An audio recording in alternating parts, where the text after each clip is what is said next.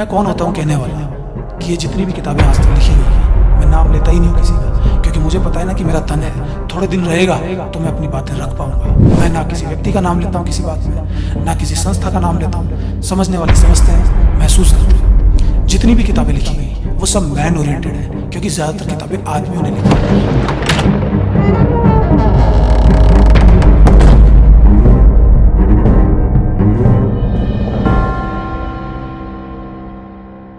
बहुत खूब। क्योंकि सामाजिक व्यवस्थाएं तो अलग होती हैं और आदमी का मन अलग होता है। और आपने जिस तरीके से कहा कि उम्र की अपनी रिक्वायरमेंट होती है, हर एक का अपना मन होता है, तो संघर्ष तो ज़रूरी है। इस संघर्ष में जहाँ तक मैं समझता हूँ, जनता जो सोचती है और उसमें 50% फीमेल है।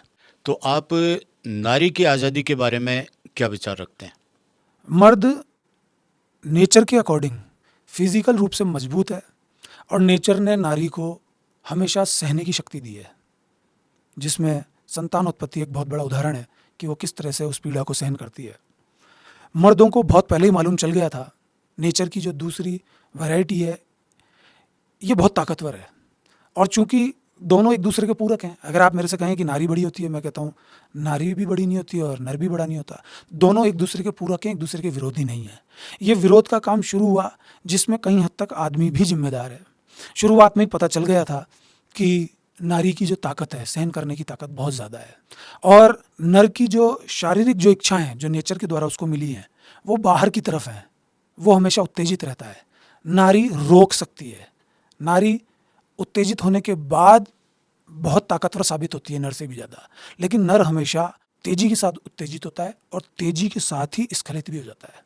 ये बात उसको शुरू से पता थी। इस बात से भी आप समझ सकते हैं कि जो आदमी है वो गर्म प्रकृति का है, बहुत ज़्यादा, इतना गर्म है कि वो तेजी से क्रोधित होता है। नेचर के द्वारा उसको महत्वाकांक्षा मिली हुई है, एम्बिशियस है, मैं ये कर लूँ, मैं इस पद पर बैठ जाऊँ, मैं वो कर लूँ। तो शुरू में ही आदमी ने जो भी लिखा, मैं कौन होता हूँ कहने वाला कि ये जितनी भी किताबें आज तक लिखी गई हैं, मैं नाम लेता ही नहीं हूँ किसी का, क्योंकि मुझे पता है ना कि मेरा तन है, थोड़े दिन रहेगा तो मैं अपनी बातें रख पाऊंगा। मैं ना किसी व्यक्ति का नाम लेता हूँ किसी बात में, ना किसी संस्था का नाम लेता हूँ। समझने वाले समझते हैं, महसूस करते हैं। जितनी भी किताबें लिखी गई वो सब मैन ओरिएंटेड है, क्योंकि ज़्यादातर किताबें आदमियों ने लिखी, और आदमियों ने लिखी और उनके अनुसार लोग जीने लगे तो लिखी तो कठोरता की कलम से लिखी, और जब कठोरता की कलम से लिखी तो समाज में भी कठोरता पैदा होना गारंटेड था।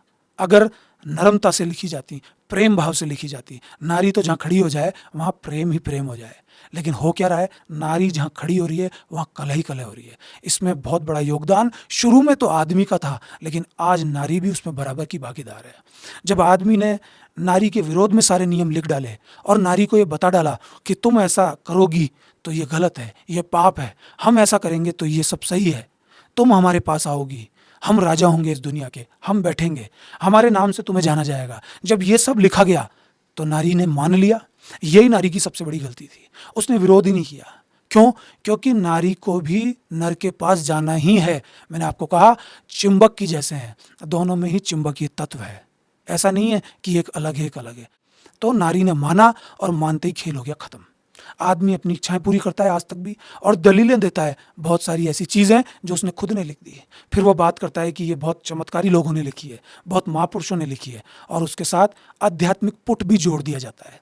आज़ाद नहीं है इंसान, चाहे नारी हो चाहे बच्चा हो, आध्यात्मिकता हो ही नहीं सकती। ये मेरा मानना नहीं, ये हर इंसान के जहन में जब इंसान कुड़ता है, परेशान होता है, जब वो आज़ादी को महसूस नहीं करता, तो उसका जो हृदय है ना वो बिल्कुल संकुचित हो जाता है, बिल्कुल अंदर सिकुड़ जाता है। और जब वो आज़ादी महसूस करता है, जब वो मुस्कुराता है, जब वो खिलता है, तो उसका जो हृदय बिल्कुल ऐसे बूस्ट हो जाता है, खुलता है। यही मंदिर, मस्जिद, गुरुद्वारा है। वो क्षण, वो एग्जिस्टेंस, वही सब कुछ है। तो नारी को समझना चाहिए अगर कुछ गलतियां नर से पहले हो गई हैं, नर को भी समझना चाहिए अगर पुराने लोगों ने कुछ गलतियां कर दी हैं, तो आज उन गलतियों को सही करने का समय आ गया है। कि नारी को मत बताओ कि तुमको भी आदमी जैसा बनना है। जब फ्रीडम प्राप्त नहीं हुई इंसान को, जब भी किसी कौम को इतना दबाया जाएगा तो वो एक दिन ब्लास्ट जरूर करेगी, और एक दिन जब उसके पक्ष में नियम बनाए जाएंगे तो क्या होगा, फिर वो हावी होगी। आज नियम सारे नारी के पक्ष में बना दिए तो वो उसका दुरुपयोग करेगी ही, क्योंकि उसकी पीड़ा सदियों पुरानी है। नारी को भी समझना चाहिए, नारी को आदमी का पूरक बनना चाहिए, आदमी के साथ खड़े हो जाना चाहिए, और आदमी को फंसाऊंगी नहीं बल्कि मेरा पूरक है, इसके साथ जीवन जीऊंगी। मैं खुद स्वतंत्र हूँ, आदमी भी स्वतंत्र है। और आदमी को ये बात कहना बंद कर देना चाहिए, नारी को भी ये समझना बंद कर देना चाहिए कि मुझे भी आदमी बनना है। ज़्यादातर नारी ये सोचती है, एक छोटी सी बच्ची ये सोचती है कि अगले जन्म में मुझे बेटी मत बनाना, अगले जन्म में मुझे आदमी बनाना, अगले जन्म में मुझे बेटा बनाना। पेरेंट्स जब लड़की को ज़्यादा तवज्जो नहीं देते, लड़के पर ही ध्यान देते हैं, चाहे कितने बुद्धिजीवी लोग हों और बोलते हों कि नहीं हमें तो बेटी को भी उतना ही ध्यान देना है, बेटे को हम ज़्यादा नहीं सोचते हैं कि ठीक है हो गया तो हो गया। लेकिन अंदर से अगर आप देखेंगे उनकी गतिविधियों से क्लियर हो जाएगा, बूढ़े बूढ़े लोगों के मन से क्लियर हो जाएगा, चाहे उन्होंने दुनिया कितनी देखी है, उनको लड़का भी चाहिए। तो सब चीज़ जब क्लियर हो जाएगी तो लड़की खुद अपने अस्तित्व को बचा पाएगी और वो ये समझ जाएगी कि मुझे लड़का बनने की ज़रूरत क्या है, मैं अपने आप में ही संपूर्ण हूँ। और उसके दिमाग में जो चीज़ है कि आदमी को सिर्फ मेरा शरीर चाहिए, मेरे से ये सिर्फ इसलिए जुड़ता है, उसके दिमाग से वो भी चीज़ निकलेगी और वो आदमी की कार्बन कॉपी बनने की कोशिश बिल्कुल नहीं करेगी। और फिर बहुत बड़ी दुनिया प्रेम से भी चलेगी। आदमी की महत्वाकांक्षा की भी आवश्यकता है, इस प्रकृति को आगे बढ़ाती है महत्वाकांक्षा।